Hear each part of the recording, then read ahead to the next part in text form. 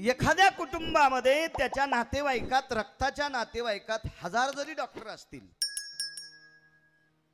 तरी ते डॉक्टर कोणालाही वाचू शकत नाहीत। डॉक्टर हा व्यक्ती शरीराला असणारी व्याधी याचं निदान करणे आणि त्या निदान करून त्याला व्याधीमुक्त करणे इतकं काम डॉक्टर करू शकतो गुरुजी। आयुष्य द्यायचं काम मात्र डॉक्टरकडे नाहीये, देऊ शकत नाही डॉक्टर आयुष्य। आयुष्य वाढवायची औषधं या पवित्र देशातल्या वैद्याकडे किंवा डॉक्टरांकडे जर असती तर या देशातली डॉक्टर नावाची व्यक्ती मृत्यू पावली नसती। वैद्य वाचविती जीवा तरी कोण ध्याती देवा। डॉक्टरनं जर जीवाला वाचिलं असतं तर उद्या पंढरपूरच्या मालकाकडे जायची गरज पडली नसती आपल्याला। तरी कोण ध्याती देवा, ही सगळी सत्ता त्या जगाच्या मालकाच्या हातात आहे। तुम्हाला मला, मी सुद्धा आलो बर का, तुम्हाला टोमणे मारतोय असं नाही गुरुजी, मी सुद्धा त्याच्यात आहे। मला आणि तुम्हाला सगळ्यांना किती दिवस इथं ठेवायचे आणि कोण्या दिवशी मळ्यात नेऊन फुकायचे हे ज्याच्या हातात आहे त्याला जगाचा बाप म्हणतात, विश्वाचा मालक म्हणतात। विश्वाचा 100 आणि 200 कोटीवाल्या सुंबळ्याला मालक म्हणत नसते। विठाला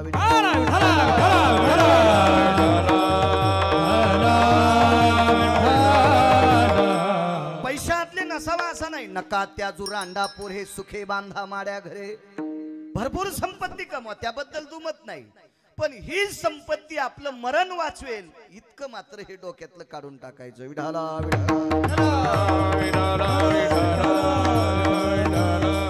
मोठ्या श्रद्धेने मोठ्या अट्टहासाने अभंगावर मी बोलेल, जेवढे तुम्ही मला आशीर्वाद देताल त्याच्यावर। वक्ता स्वतंत्र नाही, श्रोत्यांचा आशीर्वाद पाहिजे, त्यानुसार मी अभंगाच्या कडेवर बोलेल। पण तत्पूर्वी मोठ्या श्रद्धेने मोठ्या अट्टहासाने वैकुंठवासी कैलासवासी सत्यलोकवासी गोलोकवासी पंढरीनाथ वृंदाजी भुसाळ हे विश्वात्म्यात विलीन झाले। ब्रह्मांडाच्या मालकाच्या सानिध्यात ते विलीन झाले। या पवित्र मातीत त्यांचा देह समर्पित झाला आणि त्यांच्या पुण्यस्मरणानिमित्त, आठवणीनिमित्त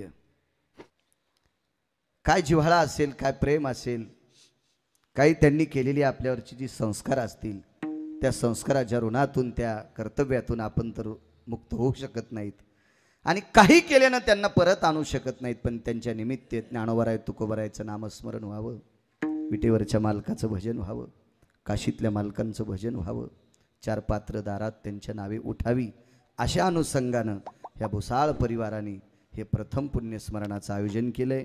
त्या कुटुंबामध्ये आदरणीय गंगा भागीरथी अनुसाहेबाई पंढरीनाथ भुसाळ, श्री बाळासाहेब रघुनाथ भुसाळ पुतणे आहेत, श्री प्रकाशराव रघुनाथराव भुसाळ पुतणे, श्री संतोष पंढरीनाथराव भुसाळ हे त्यांचे चिरंजीव आहेत, श्रीमती निर्मला पंढरीनाथ गांगुर्डे कन्या आहेत, मंगल पंढरीनाथ भुसाळ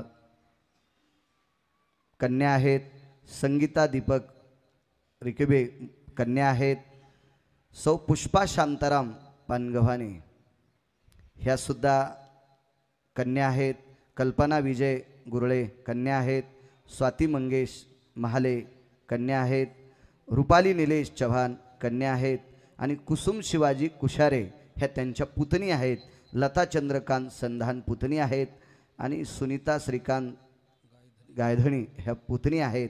असा गोड असा सुंदरसा परिवार। आदरणीय रघुनाथराव आणि पंढरीनाथराव, अजून एक डॉक्टर मला वाटते बंधू आहेत, असा गोड यांचा परिवार। मला मिळालेल्या माहितीनुसार माणूस हा चमकत असतो वैयक्तिक स्वतःच्या नावावर किंवा वडिलांच्या नावावर, पण या दोघा भावांचं व्यक्तिमत्व इतकं गोड होतं, यांची ओळखच भाऊभावांची होती। दोघांची ओळख या परिसरातली अत्यंत निष्ठावंत, जसे भरत आणि राम असे जे भाऊ होते किंवा लक्ष्मण आणि राम असे निष्ठावंत एकमेकावर प्रेम करणारं अत्यंत हे गोडसं कुटुंब। या दोघांचा जीवनशैली बघितल्याच्या नंतर रघुनाथरावाचे आणि पंढरीनाथरावांचं जीवनचरित्र जर पाहिलं मागचं तर असं वाटतंय या दोघांच्या प्रेमापोटी रामायणातला आजही अंश आपल्या महाराष्ट्राच्या मातीत आहे असं लक्षात येतं। एकमेकानं कधीच एकमेकाचा शब्द ओलांडायचा नाही. जसं आपली पत्नी मालकाचा शब्द ओलांडत नाही, पतीची या मता अनुसरून पतिव्रता, तितकं एकमेकावर अत्यंत कडाकेचं आणि निकटेचं गोड असं प्रेम करणारे हे रघुनाथराव आणि पंढरीनाथराव दोघंजण बंधू, त्यांचा हा सुंदरसा परिवार. पुतणे असतील, पंढरीनाथरावांचा मुलगा असेल, पण असं वाटत नाही, कारण त्यांनी वर्णन केले असं नाही. कोणीतरी एखादा व्यक्ती सांगतोय की हे सगळी तिघ भाऊ एकच आहेत. अत्यंत जगाच्या मालकाने दोघांच्या पोटी जरी जन्म दिला असेल तरी पण राहताना मात्र राम लक्ष्मण भरत शत्रुघ्नासारखे मोठ्या जिव्हाळ्याच्या अंतकरणाने एकत्रित राहतात. मोठा अत्यंत गोड असं एकमेकावर प्रेम करतात. असं हे भुसाळ कुटुंब. तुम्हा सर्व कुटुंबियांना द्यावे तितके धन्यवाद. उपस्थित पंचक्रोशीतून आलेली इष्ट मित्र सज्जन सखी सोयरी धायरी मायमाहुल्या सर्वांना प्रणाम करतो. या गायन क्षेत्रामध्ये संवादिनी जे वाद्य आहे, मा सरस्वतीचं गोड असं विण्याच्या नंतर एक वाद्य भजनामध्ये ज्याला आपण पेटी म्हणतो संवादिनी, या महाराष्ट्राच्या मातीमध्ये ख्यातनाम गोड अशी मोठमोठ्या गुणीजन लोकांना ज्यांनी संगीतात संवादिनीची साथ करावी असे आदरणीय हरिभक्तीपरायण भरत महाराज गुरुजींना सुद्धा प्रणाम करतो. ज्यांनी दोघांनी चाल म्हणली असे आदरणीय हरिभक्तीपरायण काशीनाथ महाराज आणि आमचे सुरोशे महाराज, त्यांचा आपला परिचय जुनाच आहे. दोघांनाही धन्यवाद प्रणाम. हरिभक्तीपरायण नंदू महाराज आणि सुभाष महाराज, आदी करून विनेकरी महाराज आणि मृदंगाचार्य महेश महाराज, आदी करून सर्वांना मस्तक माझा पायावरी वारकरी संतांच्या तारखेच्या संदर्भात सतत मला संपर्क करत होते. मला वाटते त्यांचं नाव संदीपजी आहे, संदीपराव. खूप वेळेस संपर्क केला, त्यांनाही धन्यवाद. मला ती घ्यायला सुद्धा येणार होती इथं स्टेशनला, पण मला येताना माझ्यावर अतूट प्रेम करणारं एक कुटुंब, आमचा मनोज भाऊ शेळके, त्यांचं गाव शिरसगाव लौकी लासलगाव पशी गाव आहे, ते मला स्वतःहून इथं घेऊन आले आणि आता मला स्टेशनला सोडणार आहेत. मी पुण्याला जाणार आहे वारीत आता, म्हणून मनोज भाऊंना सुद्धा धन्यवाद. या सर्व परिवारांना धन्यवाद देतो. जी व्यक्ती विश्वात्म्यात विलीन झाली, प्रत्येकाला एकोपाठोपाठ जायचे. अभंगावर आता मी बोलतोय. विठाला विठाला हरिभक्तीपरायण भागवताचार्य कविताताई पगार त्या सुद्धा आहेत. मला वाटतं या परिसराच्या वारकरी संप्रदायाच्या त्या पुन्हा अध्यक्ष आहेत, त्या सुद्धा बाजूला बसलेल्या. प्रतिभाताई त्या सुद्धा आहेत. तुम्हाला सर्वांना प्रणाम. विठाला विठाला तुटला आयुष्याचा दोरा येर वाऊगा पसारा. ज्या दिवशी आयुष्याची माळ तुटती गुरुजी, त्या दिवशी सगळा पसारा ठरते. दोन गोष्टी जर सोडून दिल्या तर, त्याच्यातल्या कोणत्या दोन गोष्टी? एक गोष्ट आहे ब्रह्मांडाच्या मालकाचं भजन म्हणजे चांगलं बोलणे, आणि दुसरी गोष्ट आहे आपण लोकांसाठी काय चांगलं काम केलंय. हे दोन कामं सोडून दिले तर सगळा पसारा ठरतो. एकानं सांगितलं माझा 80 एकर द्राक्षाचा बाग आहे, आणि तू का माल मग त्या द्राक्षाचं एक पान सुद्धा पोरं तुझ्या सोबत देणार नाहीत. ते सगळा बाग ती जमीन तुझ्यासाठी पसारा ठरते. एक मला माणूस भेटला, मी खूप गाव पाहिले. 3088 गाव आजच्यानं माझं महाराष्ट्रातलं पूर्ण होतंय. 3088 गावं झालेत. माझा 83चा जन्म आहे. महाराष्ट्रातलं एकदा गेलेलं गाव सांगतोय, पुन्हा गेल्याच्या नंतर ते गाव लिहायचं नाही. अशी गावं 3088 गावं झाली. एवढ्या गावात फिरत असताना फार गडगंज श्रीमंत लोक पाहिली. पैशानं रावणाला ओव्हरटेक करणारी. पैसे त्यांच्याकडं, काही माणसांकडं माती कमी असेल, इतकी लोकांकडं काही काहींकडं पैसे आहेत. माणुसकी आहे का नाही ते तपासायला मला थोडंच पाठीलं देवानं, काय गरज आहे आपल्या ते. पण एक म्हणे महाराज माझे 3-3 कोटीचे 6 घरं येतं. वा धन्यवाद अभिनंदन. 3-3 कोटीचे माझ्याकडं 6 घरं येतं आणि तुम्ही सरळ म्हणताय घरं पसारा आहेत. बाबा जिवंत आहे तोपर्यंत शेवटच्या श्वासापर्यंत त्या घरात तुला झोपता येईल. ज्या दिवशी तू मृत्यू पावशील त्या दिवशी 3-3 कोटीचे 6 घरं नाही, 100 जरी घरं असले तरी पोरं छतावर जाळत नाहीत. आतापर्यंत एकाही मुलानं बापाला छतावर जाळलेलं नाही. मग ते घर मृत्यू पावल्याच्या नंतर त्याच्यासाठी पसारा ठरते. कोटी दीड कोटीची गाडी असेल, फार काही झालं तर आजारी पडल्यावर हॉस्पिटलमध्ये न्यायसाठी गाडी येईल, पण गेल्याच्या नंतर गुरुजी त्या गाडीत बसित नाहीत. मग चौघाच्या खांद्यावरली गाडी. आणि आता तुमच्या शहराकडे आधुनिक गाडी निघली, स्वर्गरथ. म्हणजे माणूस मशानात न्यायचा सुद्धा खांद्यावर न्यायचा कंटाळा येतो माणसांना. त्याच्यामुळे अलगद एकदा टाकून दिलं की ते संच सुद्धा त्याच्यातच बसून जातात. म्हणजे मशानात पेटीपर्यंत सुद्धा आपलं रक्त आटवायचं नाही, इतका गोड प्रकार हल्ली झालाय. विठाला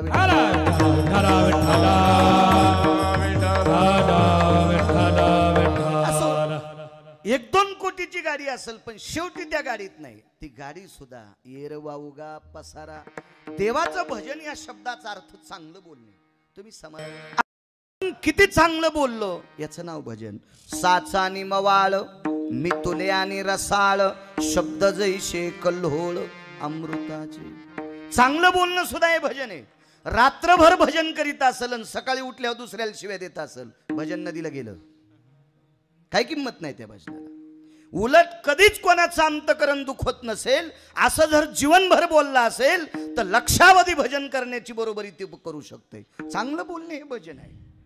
म्हणून आपण चांगलं किती वागलो, चांगलं किती बोललो, देवाचं नामस्मरण किती केलं, ह्या दोन गोष्टी जर बाजूला काढल्या तर आपला सगळा पसारा ठरतो. येर वाऊगा पसारा. सांगितलं मुलं बाळ टाकोनी पळती रांडापोर हे, किंवा सांडोनी पळती रांडापोर हे, आमती होती पाठ मोरे. मशानात पेटून दिलं रे दिलं की वापस परतात. आपल्याकडे 3 प्रकारचा अंत्यविधी आहे. महाराष्ट्रात फक्त 2च प्रकारचा आहे, दफनविधी आणि दहनविधी. याच पवित्र देशात 3ऱ्या प्रकारचा एक अंत्यविधी आहे, पुराण मान्य. काही काही राज्यामध्ये दोथोडे भरून चालत असलेल्या पवित्र गंगा येतात. अशा गंगेमध्ये त्या प्रेताला शृंगारून सोडून देतात. त्याला सदाव्रत नावाचा विधी म्हणतात. हा सुद्धा 3ऱ्या प्रकारचा अंत्यविधी आहे.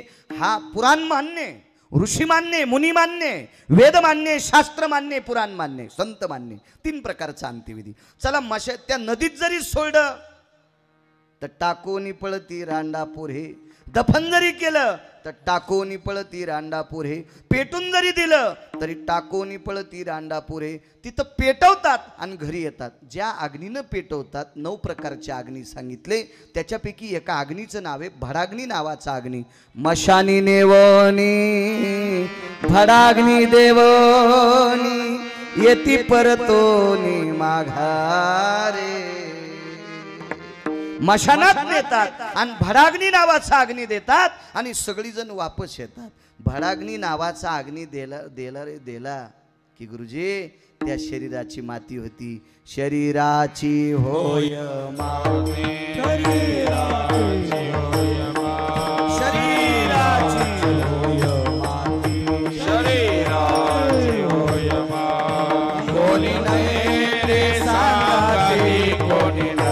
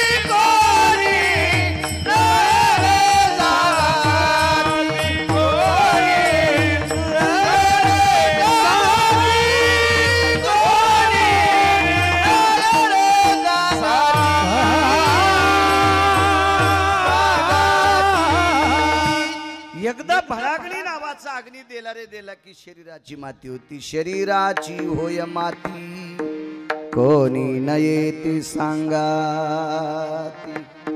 सारी आवगी कामे खोटी अंती जाणे मसनवटे.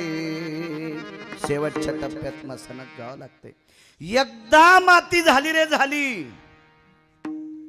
आता पंढरीनाथ रावांना तुमच्या तालुक्यात नुसते बनला आथरायचे, सुईच्या आणि इतकी सुद्धा जमीन उघडी ठेवायची नाही. इतके पैसे जरी तालुक्यातली पूर्ण जमीन झाकली तरी पण पंढरीनाथराव चित्राच्या व्यतिरिक्त बघायला भेटणार नाही. का? शरीराची माती झाली. कापुराचे कलेवर घातला करंडा, कापुराचे कलेवर घातला करंडा, कापुराचे कलेवर घातला करंडा, कापुराचे कलेवर घातला करंडा. शेखी नवरे उंडा पहावया, शेखी नवरे उंडा पहावया, शेखी नवरे उंडा पहावया. कापुराचे कलेवर घातला करंडा. कलेवर म्हणजे शरीर. कापूर तुम्हाला ज्ञात आहे, ज्वलनशील पदार्थ आहे. कापराला विस्तू लागला की ठाईची समाप्ती झाली जैशी. अग्नी कर्पुराचे मिळी, कोण उरली ती काजळी किंवा काय उरली ती काजळी. अग्नीची कापराची संगत आली की या ठिकाणी कापूर ठेवला असं कोणाला सांगता येत नाही, ते विरळून जातो हवेमध्ये विरळून. तसं एकदा याच्या आयुष्याची माळ तुटली, पेटवलं रे पेटवलं की हे शरीर एकदा अग्नीत टाकलं की पुन्हा दिशेनं असं होतंय. शेखी नवरे उंडा पहावया, पण आयुष्याची माळ तुटत असते. किती मोठ्या लोकांची.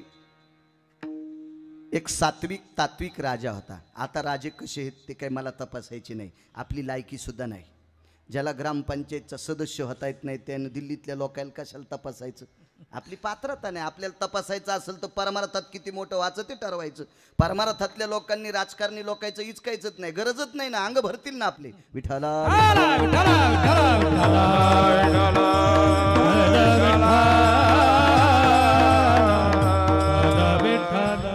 पण पुराणामध्ये एक तात्विक राजा होता गुरुजी. वात्सल्य भयो स्थितां सुतायम. पुराण सांगते आई लेकरावर जितकं प्रेम करते असा राजा. वात्सल्यातिथि भय सुधि जायो, चंद पराभय जायन्ते. कुमुदिनी प्रिय जति संग सुधाया, वात्सल्यानां सकल सुधाया. पितृवतायन पुनित भयो, सुताति कांतिं भय जायन्ते. सुतान कांतिं भय जायन्ते, सुतान कांतिं भय जायन्ते. हृदयं भयतति कुमुजायन्ते. वात्सल्याना प्रसन्नयो, वात्सल्यायं प्रसन्नयो, वात्सल्याना प्रसन्नयो. आई लेकरावर जितकं प्रेम करते असं समाजावर प्रेम करणारा राजा. समाजानं गादीवर बसल्यावर मजा मारणारा नाही, समाजावर प्रेम करणारा राजा. त्या राजाचं नाव होतं मयूरध्वज नावाचा राजा. तुटला आयुष्याचा दोरा सांगतोय, मयूरध्वज नावाचा राजा. फार सात्विक राजा. या राजाची ख्याती पंढरपुरातल्या मालकापर्यंत पोचली. काही देवता होत्या, त्याच्यापैकी एक देवता समोर झाली आणि त्या राजाला जेवण मागितलं. इच्छा भोजन द्या. तुटला आयुष्याचा दोरा. किती मोठ्या लोकांचा तुटतोय, आपला तर दुपारा तुटन. आपण ह्या पासंगात बसतो का याचा विचार करायचा. कुठल्याच पासंगात नाहीत आपण. फक्त आपण स्वतःला मोठं समजितो, खड्ड्यातल्या बेंडकीवानी. आपण मोठं समजतो, आपण मोठे नाहीच आहेत. आपला मोठा वरी बसलाय, ज्याच्या हातात आपली दोरी आहे त्यानं हालिले तसं आपण नाचत राहतो. त्याअर्थी आपण आपल्याला मोठं म्हणणं, मला तरी वाटते हा मूर्खपणा मोजण्यासाठी ब्रह्मदेवाकडे तराजू नसेल. विठाला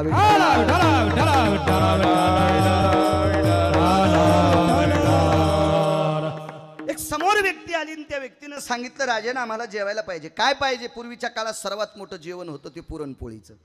मोठं जेवण होतं. वाटाघाटी बायकांना त्रास होता त्या पुरणपोळीचा. आताही पुरणपोळीचं जेवण मोठंच आहे, पण काही लोकांना देव खाऊ देत नाहीत म्हणून ते पोळ्याला नाव ठेवते.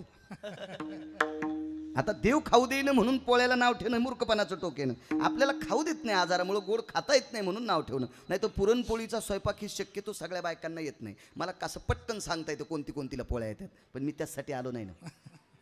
सगळ्या बायकांना पुरणपोळी येत नाही. पुरण शिजवता येईल, वाटता येईल, कारण पात्र आयते त्याच्यामुळे कोणाला करता येतं ते. पण पोळी करणं गुरुजी इतकं सोपं नाही. पुरण पाहायला इकडच्या कोपऱ्यात, इकडं पोकोडच पावसासारखं. नाशिकला पाऊस पडला, लासलगावला थेंब नाही. असं ह्या कोपऱ्यात पुरण नाही, इकडच्या कोपऱ्यात काही ना. पुरणपोळी भाजताना खालचं खाली चिटकत आहे तव्याला, वरचं उलथाण्याला येते. असली पोळी नाही. पुरणपोळ्या पण काही काही ज्या स्त्रीवर सुगरणीची, भगवंताची, जिला अन्नपूर्णेची कृपा आहे, तिला ते स्वयंपाक चांगला येत असतो. अहो जिला गौऱ्या लावता येत नाही तिला धिरडे कसे येतील? जिला गौऱ्या नीट लावता येत नाही, गौऱ्या कळतात ना शेणाच्या, तिला धिरडी कशी येते? ती म्हणली मी बासुंदी करते. माय तुला सकू पिठलं करता येईन, तुला बासुंदी कशी करता येईल? जिला पिठल्यातली गोळी फुटत नाहीत तिला बासुंदी कशी येईल? अनियम असतो कुठल्याही गोष्टीचा. असो, राजाला असं वाटलं की आपल्याकडे पुरणपोळी मागतात, पण त्या एका व्यक्तीनं सांगितलं, राजा मी मागतो ते द्या. सांगा म्हणे काय पाहिजे ते माग. नाही म्हणे अगोदर वचन द्या. समोरची व्यक्ती खट होती, नट होती, हुशार होती, देव होता तो. देवानं सांगितलं राजा अगोदर वचन द्या, तुम्ही वचन दिल्याच्या नंतर मी मागतो. राजा म्हणला जीव गेला तरी हरकत नाही, पण तुम्ही मागताल ते देतो महाराज. नाही नाही आधी वचन द्या. वचन घेतलं. काय पाहिजे? तुमच्या उज्या मांडीचं मांस पाहिजे. ते शिवाय तुमच्या बायकोनं आणि मुलांनी कापायचं. करवत घ्यायचा, करवत कळतो ना, लाकूड कापायचा. एकीकडचा दांडा, एकीकडची मूठ पत्नीनं धरायची, एकीकडची मुलानं धरायची आणि तुमच्या उजव्या मांडीचं मांस कापायचं आणि ते शिजून तुमच्या पत्नीनं आणि मुलांनी जाळ लावायचा. पत्नीनं त्याचा स्वयंपाक करायचा आणि आम्हाला वाढायचं. तथा असतो, काय हरकत नाही म्हणजे. बाई हुशार होती. मयूरध्वज राजाच्या पत्नी इतक्या सात्विक तात्विक होत्या. जी बाई मालकावर प्रेम करते का तिला पतिव्रता म्हणायचं. माझे देहूतले मालक श्रीमंत श्री जगद्गुरु तुकोबाराय माझे देहूतले मालक 2 लोकांच्या पाया पडतात. एक पडतात आई वडिलाची सेवा करणाऱ्या मुलाच्या पाया पडतात आणि जीवनभर खोटं बोलत नाही त्याच्या एक पाया पडतात. हो. नमो तया माता पित्याचे पालन. देऊतल्या मालकांचं वाक्य बुवा. नमो तया माता पित्याचे पालन. श्रीमंत श्री तुकोबाराय म्हणतात नमो तया, नमो त्याला, मी नमस्कार त्याला करतो जो आई वडिलाची सेवा करतो.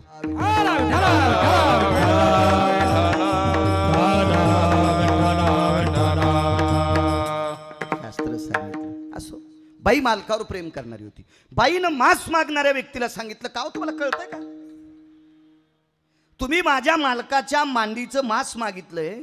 अहो लग्न झाल्याच्या नंतर मालकाच्या अर्ध्या शरीरावर पत्नीचा अधिकार असतो आणि तुम्ही अर्ध शरीर मागितलं. पण मागणारा काय याची त्याची द्राक्षाची खरड छाटणी करणारा थोडाच होता का, गोड छाटणी करणारा थोडाच होता का, पुढच्यानं छाटणी करून घ्यायची आणि त्याचे पैसे न देणारा थोडाच होता. देव चतुर जाणून अंतर वर्तत असे जगात विद्वान. चतुरातो शिरोमणी गुणलावण्याची खाणी मुकुट सकळा मनी धन्य तुझी विठोबा. गुरुजी जगातला विद्वान, त्याच्यासारखी विद्वत्ता कोणाकडेच नाही. एक जण म्हणला माझ्यासारखा विद्वान कोणीच नाही. तुझ्यासारख्या विद्वानाला जनजन्माला घातलं ते किती विद्वान असेल याची तर कल्पना करावं लागेल मला, आहे का नाही. एक जण म्हणला पठ्यासारखा चालू कोणीच नाही. अशी पहिलवानाने दंड थापती देत काही. पठ्यासारखा चालू कोणीच नाही. म्हणलं मग तुझ्यासारख्या चालूला जन्माला घातलं ते किती चालू असेल याचा विचार करा ना. रावण म्हणायचा माझ्यासारखा गुंड कोणीच नाही. मग रावणासारख्या 1 नंबरच्या गुंडाला ज्यानं दुपारा हाणलंय तो किती नंबरचा गुंडा असेल. त्याची बरोबरीच नाही करायची. मुकाट्यानं त्याच्या पुढे लवत राहायचं. त्याचे पायी घाला मिठी मोलने घे जग जेती भावा एका साठी खांदा वाहे आपुल्या. त्याचे पायी घाला मिठी, श्रद्धेनं त्याच्या पायाला मिठी घालायची. बाकी गोष्टी त्याच्या इचकायच्यात नाही. विठला विठला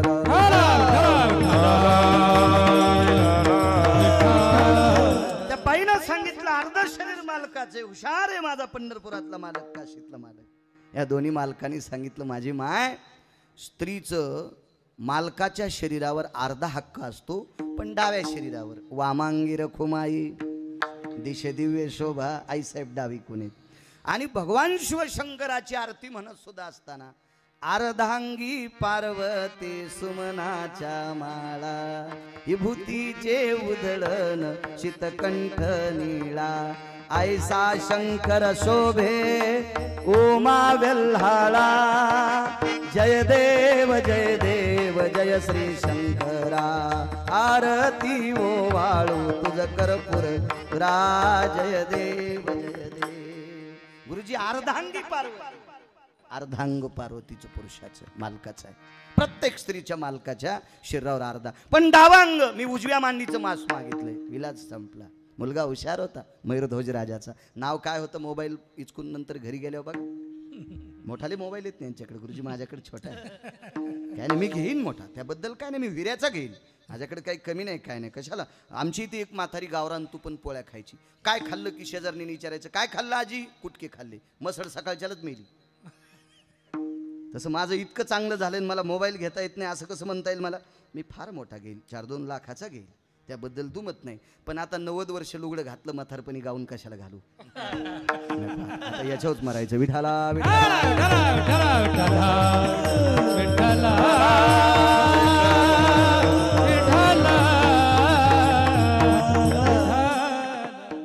विनोद सोडून द्या, मोबाईल कामाचा आहे. याच्यावर महत्त्वाच्या गोष्टी पाहायला भेटतात. कीर्तनकारानं घेतलेला अभंग 0 मिनिटात भजण्याला मोबाईलवर पाहता येतोय. त्याचे ते ॲप दिलेत चांगलं बघण्यासाठी.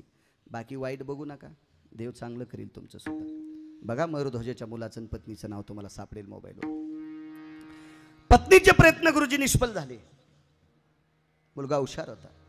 मुलगा वडिलांच्या मांडीचं मांस मागणाऱ्या व्यक्तीकडे आला आणि सांगितलं, महाराज एक काम करा, माझ्या वडिलांची 65 ओलांडली, वय 65 झालंय, आणि वय झाल्याच्या नंतर जो मांस असते हे काही एवढं विशेष नसते.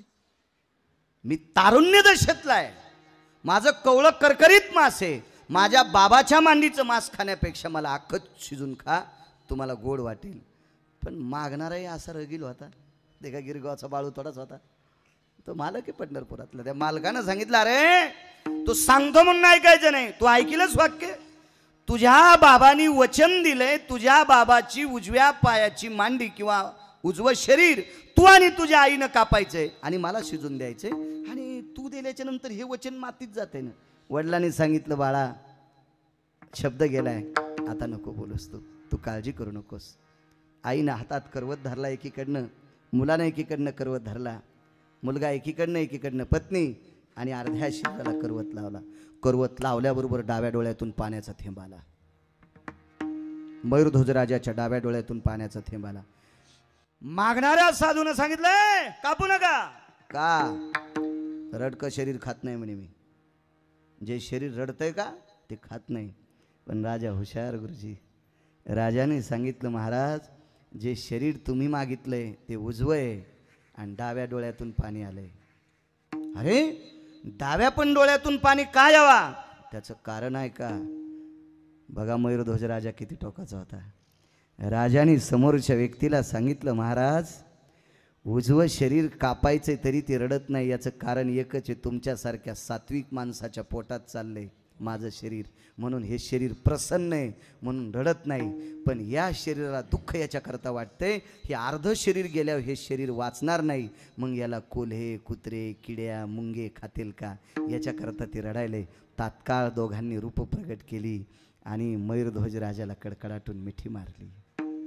ब्रह्मांडाच्या मालकातूनच्या डोळ्यातून अश्रू येत होते गुरुजी.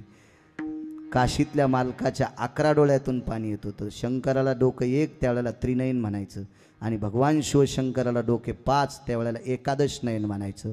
योगी दिसतो विचित्र त्याला 3 नेत्र, चर्म वेगळे नाही वस्त्र, मनवी तुझा मित्र बाळा जो जो रे. द्वादशीच्या दिवशी एक डोकं घेऊन गोकुळात आलते, त्यावेळेला त्रिनयन होते. त्रिनयन 5 डोळे आहेत, पंचानन म्हणजे एकादश नयन. 11 डोळ्यानं शिवजी रडत होते, 2 डोळ्यानं विटेवरचा मालक रडत होता, आणि कडकडाटून राजाला मिठी मारली. राजा आम्ही दोघं पण हरलो. दोन्ही मालकाला ज्याच्या साधने पुढं हात टेकावं लागते इतक्या टोकाला गेलेला हा मयूरध्वज राजा, पण आज तो जिवंत आहे का? नाही. त्याच्या सुद्धा आयुष्याची माळ तुटली, म्हणून पहिलं कडवं तुटला. सुद्धा चला, त्या मयूरध्वजाला जर आयुष्याची माळ तोडावीच लाग, त्याची तोडीतच असेल का? काय कथा आहे. एकदा बरोबर 12:15 सोडू आपण, 10-15 मिनिटं उशीर झालता ना वेळेत. बैल किती महागायची घाव, पण आपला बांधाला की आऊत आकडाव. दुसऱ्याच्या रानात नाही वखर गेलं पाहिजे वेळेत. तुम्ही कामाची लोक आहेत, आमच्यापेक्षा 30-40 वर्ष पुढे आहेत तुम्ही. मराठवाड्यातली माणसं आम्ही काय भुसारवरले. तुमचा वेळ जास्त नको घेणं. 1949 ते 51 साली एका व्यक्तीला एक पद प्राप्त झालं. ते पद पैशाने भेटत नाही. उदाहरणार्थ माझ्यासारख्या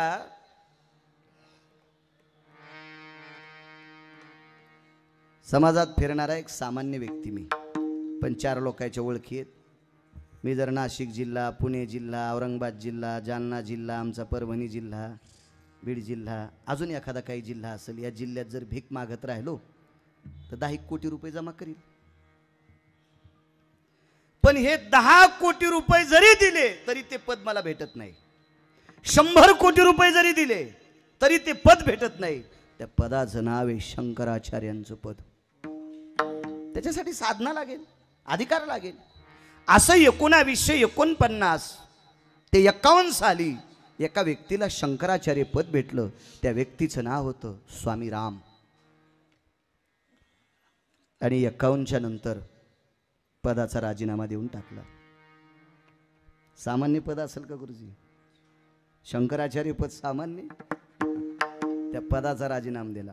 महत्व हरवी, चातुर्य लपवी, पिशयपण मिरवी आवडोनी, पूज्यता डोळा न देखावी, स्वकीर्ती कानी न ऐकावी. हे खऱ्या संतांचं लक्षण आहे. त्याच्यामुळे हे मोहात, ह्या मायाजाळात ते पडत नसते. हे पद गिद, हे धन द्रव्य त्याला काही त्याचं वाटत नाही. राजीनामा देऊन टाकला. आणि फिरत असताना हिमालयाच्या पायथ्याला एक सुंदरसं गाव आहे. तुटला आयुष्याचा दौरा सांगतोय. किती पुढे गेलेली माणसं, काळ त्यांना घेऊन जातो, आपल्याला का नेणार नाही. हिमालयाच्या पायथ्याला एक सुंदर अशी पवित्र गंगा आहे. त्या गंगेच्या कडेला, अलीकडच्या कडेला एक काही अंतरावर, 14 किलोमीटर अंतरावर एक गाव आहे. आणि त्या गावापासून उंच असं एक डोंगर आहे, टेकडी आहे. आणि त्या टेकडीवर एक गुंफा आहे. त्या गुंफेत एक साधू राहतात. त्या साधूचं नाव आहे क्रोधी बाबा. कधी कधी वाचत जा. आपल्या महाराष्ट्राच्या मातीमध्ये, या पवित्र भारत देशामध्ये अधिकारी लोकांची वर्णी आहे, सात्विक लोकांची वर्णी आहे, तात्विक लोकांची वर्णी आहे, सदाचारी लोकांची वर्णी आहे. हे क्रोधी बाबा, त्यांना नाव ठेवलं होतं क्रोधी बाबा. तसे ते क्रोधी नव्हते, पण माणसं त्यांच्याकडे दर्शनाला गेली की ती दगड मारायची, म्हणून लोकांनी त्यांना नाव ठेवलं क्रोधी बाबा. आता ते माणसांना काय येऊ देत नव्हते, कारण भरक्यांपासून जे लांब जातात ते भरक्यांना जवळ येऊ देत नसतात. पण भरक्यांना चांगल्याकडे जायचं लय नाद. भरक्या लोकांना चांगल्याकडे जायचं जास्त नाद. अहो ते अलिप्त झाले ना. हे तुमच्या आमच्या ह्या सगळ्या भानगडीतून डोंगरावर जाऊन भजन करते, आपण त्यांना कशाला त्रास द्यायचा. पण आपल्याला जावंच वाटतं. इकडं सगळे पाप करून पुन्हा त्याच्या पायावर डोकं ठेवल्यावर असं वाटतं आपलं पाप जळून जाईल. अशा उद्देशानं माणसं चांगल्यांकडे भरकी जात असतात. मी सुद्धा तुमच्याच यादीत आहे. मी काय फार असं काही ज्ञानोबा आहे तुकोबा आहे थोडा लागून गेलो, सामान्य व्यक्ती तुमच्यात. फक्त पाठांतर करून बोलतोय, संप्रदायाचे नियम पाळतोय, म्हणून तुम्ही मला महाराज म्हणता. त्या गावामध्ये स्वामी राम गेले. फार मोठा आदर आतिथ्य झालं, सन्मान झाला. इतका सन्मान. शंकराचार्य म्हणल्यावर काय बघायचं काम आहे. अहो ज्ञानोबा आहे तुकोबरायचं भजन करणाऱ्या माणसांचा किती आदर आहे सांगू गुरुजी. ज्या बाईची चप्पल पाहायला भेटत नाही ती बाई भजन करणाऱ्या माणसाला गावरान तुपात, भातावर गावरान तूप टाकते. इतकं ज्ञानोबा आहे तुकोबरायचं भजन करणाऱ्या वारकऱ्यात ताकद आहे. त्यानं म्हणायचं नाही माझ्यात ताकद आहे. एरवी तरी पुशेप कोण, पावे देवासाठी मान. तुम्ही एवढाली माणसं, एक एक पुढं बसलेला माणूस, आता काय श्रीमंत असतील, चेहऱ्याहून जरा जरा कळतंय मला, जास्त तर नाही कळत. पण काही काही माणसं इतकी श्रीमंत आहेत की ते 50-50 गिरगावकर बाग कापायला ठेवतील, खरड छाटणी करायला ठेवतील. अशी काही काही श्रीमंत माणसं पुढे बसलेली. असं समजायचं नाही गिरगावच्या बाळून मी फार शहाणा आहे. तू शहाणा नाहीस. तू ज्ञानोबा आहे तुकोबरायचं भजन करतो, याच्याकरता तुझ्या पुढे बसले. तुला मान नाही. एरवी तरी पुशे कोण, पावे देवासाठी मान. आपल्याला गुरुजी देवामुळं मान आहे, आपल्यामुळं नाही. विठाला विठाला.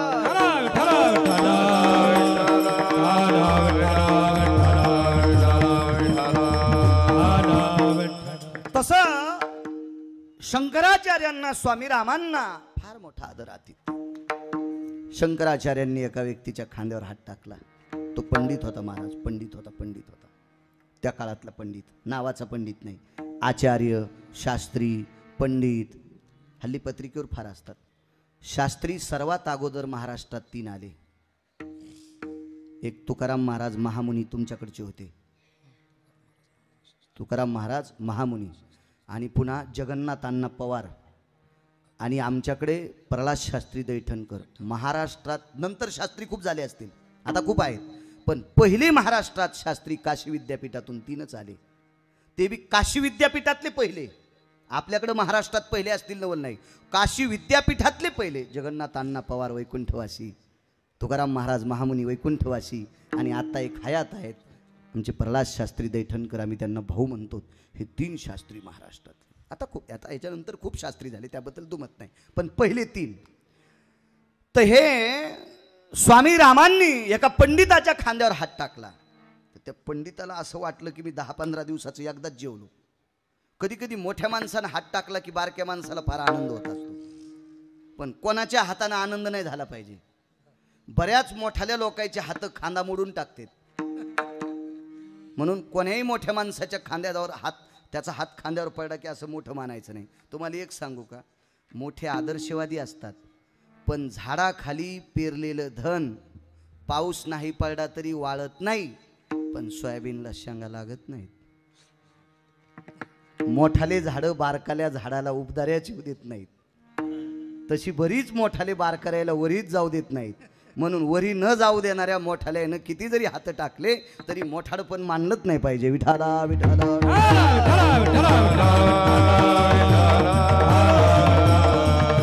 पण स्वामी रामांनी हात टाकला. आनंदाचा हात आहे, कृपेचा हात आहे, आशीर्वादाचा हात आहे. त्या हाताची ताकद बघा गुरुजी कुठे. आणि खांद्यावर हात टाकला आणि सांगितलं, अरे पंडित चलो बोले घूम के आएंगे. ते हिंदी भाषेत होते, हिंदी बोलायचे ते. आणि फिरत फिरत त्या पवित्र गंगेचं तीर ओलांडून वरही चालल्याच्या नंतर डोंगराकडे रस्ता होता पाऊलवाट. ह्या पंडिताच्या लक्षात आलं गुंफेत महाराज जातात वाटते. महाराज वरी असणाऱ्या गुंफेत एक क्रोधी बाबा नावाचा एक संन्याशी राहतो. नको बा त्या संन्याशाकडं. तर स्वामी रामांनी सांगितलं, अरे तेवढा मोठा संन्याशी आपल्याला दर्शन होईल. नाही म्हणे, तो क्रोधी संन्याशी, तो दगड मारतो, तो फार घाणेरडा आहे वगैरे काही हा पंडित बोलू लागला. भीती वाटत होती, पण स्वामी रामांचा दट्टा होता. त्याच्या खांद्यावर हात टेकला आणि शंकराचार्यांनी त्या पंडिताला तिथपर्यंत नेलं. तर ते क्रोधी बाबा एका शिळेवर बसले होते. ती शिळा आणि समोर शिळेचं टोक संपलं की नदीचं पात्र सुरू होत होतं. आणि ती नदीचं पात्र किमान 100-200 फूट खोल होतं. आणि त्याच्या उंच पात्राच्या कडेला ते टोळ होता, मोठा शिळा होती. आणि शिळेची इकडची भाग म्हणजे गुंफा होती. आणि त्या शिळेवर बसून पूर्वेकडे तोंड करून भगवंताची साधना करणारा हा क्रोधी महात्मा होता. तर स्वामी रामांनी त्या क्रोधी महात्म्याकडे बघितलं तर सूर्याचं तेज लाजत होतं. सूर्य त्या व्यक्तीकडे बघून लाजत होता. इतकं भक्तीचं तेज त्या महात्म्याकडे होतं. स्वामी रामांनी असा नमस्कार केल्याबरोबर त्या क्रोधी बाबा शिळेहून उतरले आणि स्वतःची मान वाकवली शंकराचार्याकडे बघून. तर शंकराचार्यांच्या लक्षात आलं, ज्या व्यक्तीच्या तेजाकडे बघितल्याच्या नंतर, चेहऱ्याकडे बघितल्याच्या नंतर सूर्य लाजतो, इतकं भक्तीचं तेज आहे. ती व्यक्ती जर आपल्याला मान वाकून नमस्कार करत असेल तर शंकराचार्यांनी लोटांगण घातलं जोडीवर, लोटांगण घातलं. क्रोधी महात्मा जवळ आले, खांद्याला पकड आणि उचलून घेतलं. चलो म्हणले स्वामी राम, चलो नावही माहीत. ए पंडित चलो. तो तर बोले चेष्टा कर रहा था नीचे. म्हणजे 14 किलोमीटर केलेली निंदा वरी कळती. तो किती त्रिकालज्ञानी साधू असेल. माना न माना मला त्याच्याशी काही संबंध नाही. मी ज्या संप्रदायाचं काम करतो त्या संप्रदायातले चरित्र सांगणार. काही लोक म्हणतात असं खरं असतं का. आता काही बापाला बाप म्हणत नाहीत, ते इथं काय मानणार आहेत. आणि त्याला सांगून आपले डोके तरी खराब कशाला करायचे. विठाला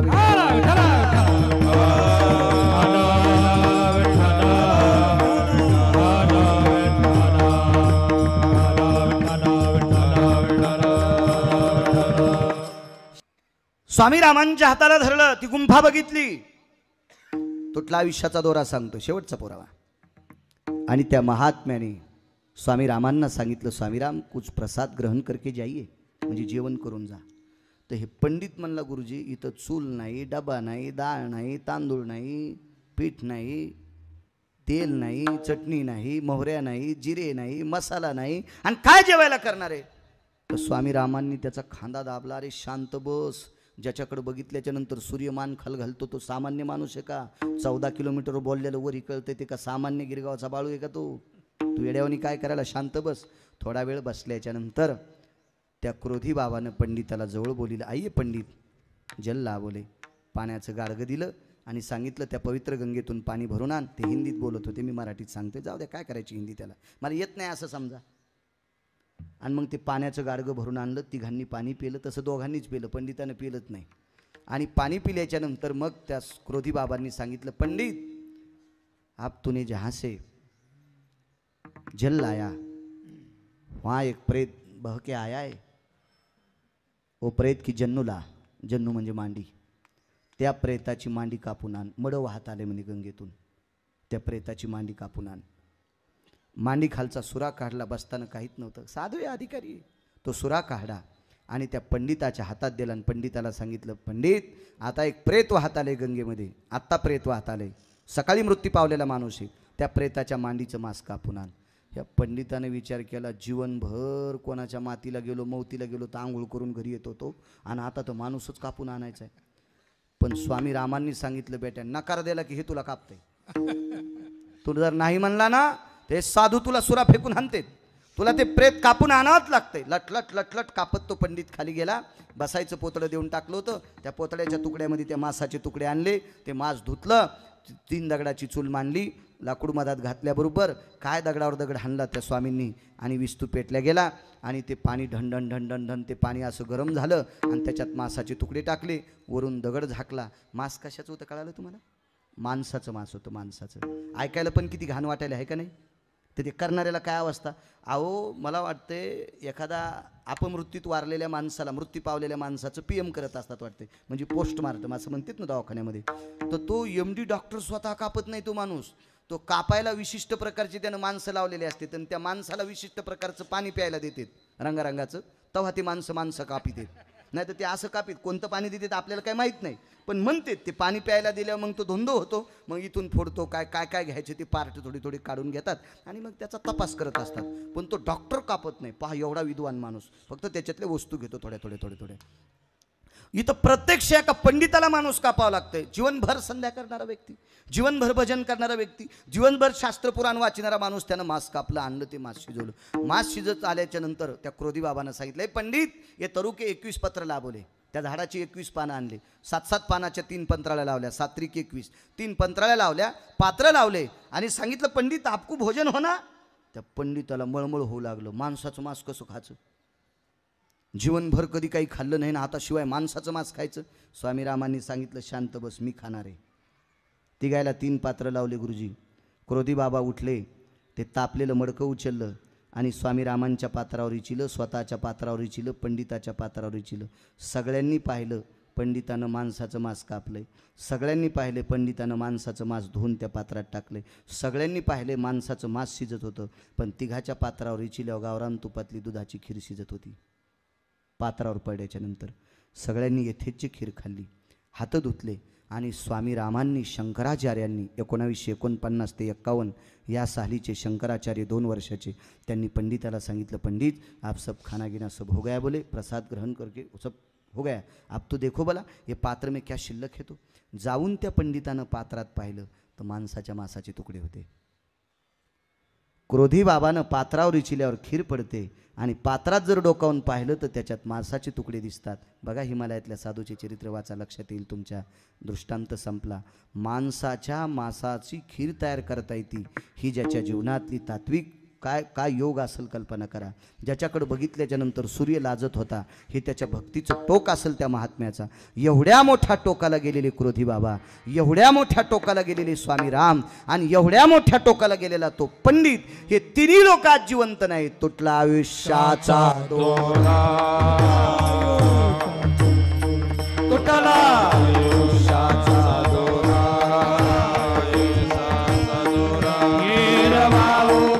पसारा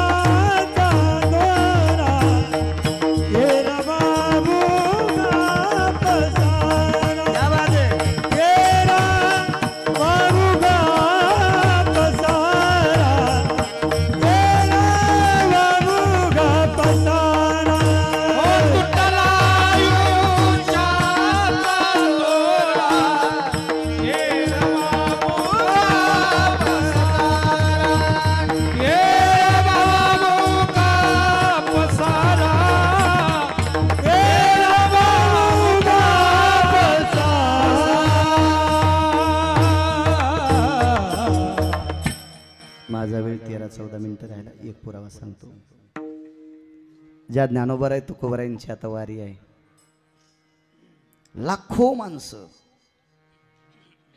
ज्ञानदेव तुकाराम, ज्ञानदेव तुकाराम, ज्ञानदेव तुकाराम या घोषात माणसं चालतात. तिथली आचारसंहिता माहिती तुम्हाला? त्या आचारसंहितेमध्ये एखाद्या गाडीचा ड्रायव्हर मुस्लिम समाजाचा जरी गुरुजी असला तर तो पण पुढच्याला म्हणतो माऊली पुढं सरका, माऊली पुढं सरका. काय ताकद आहे या संप्रदायात? काय टोकाचा संप्रदाय असला. एक प्रसंग मांडतो या दोघांपैकी एक. माझ्या श्रीमंत श्री जगद्गुरु तुकोबरायाचे सासरे पुण्याचे आबाजी गुळवे, उदाहरण क्रमांक 3. बस झालं एवढं. आता पुन्हा माणसं जेवायचे. पुण्याचे आबाजी गुळवे तुकोबरायांचे सासरे होते. फार श्रीमंत व्यक्ती होती. मोठ्या व्यक्तीच्या मुखारविंदातून ऐकलं, श्रीमंत श्री पुण्याचे आबाजी गुळवे यांच्याकडं 3600 एकर ऊस होता, 3600 एकर ऊस होता. असे वैकुंठवासी माधव महाराज मगर सुरजखेडकर म्हणायचे. या महाराष्ट्राच्या मातीला लाभलेला पुराण क्षेत्रातले बादशाह होते. ते महान योगी होते पुराण क्षेत्रातले. 3600 एकर ऊस. किती श्रीमंत व्यक्ती असेल कल्पना करा.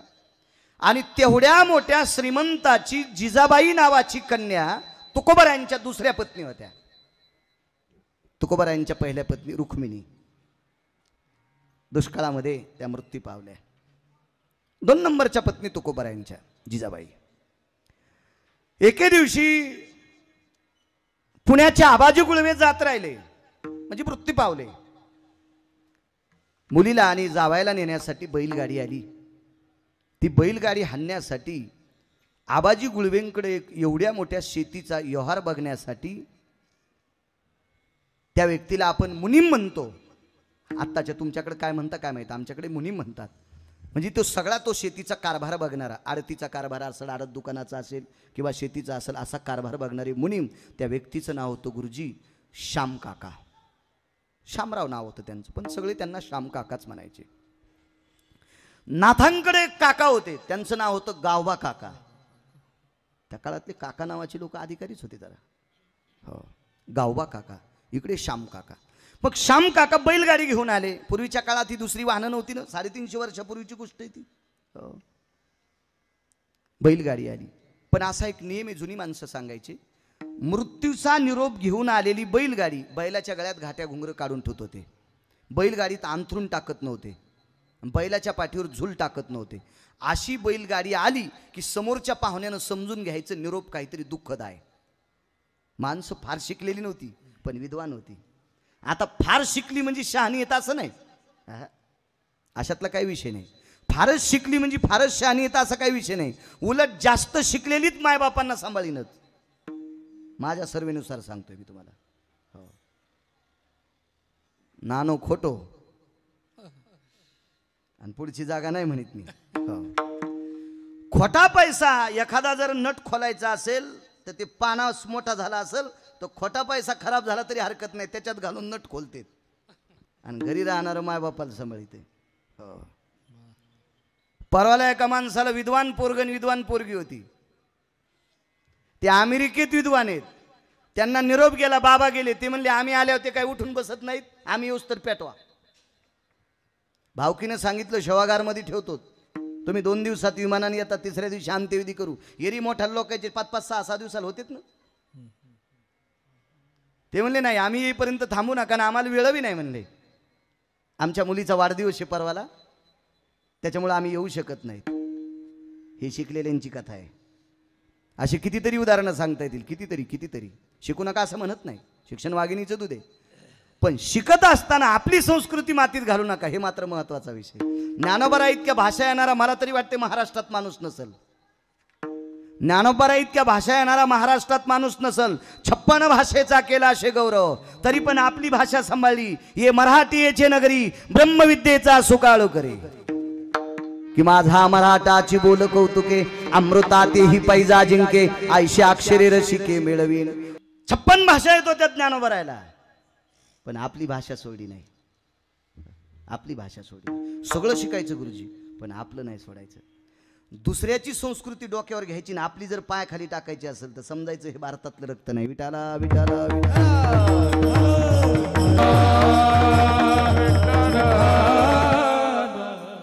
बैलगाडी आली.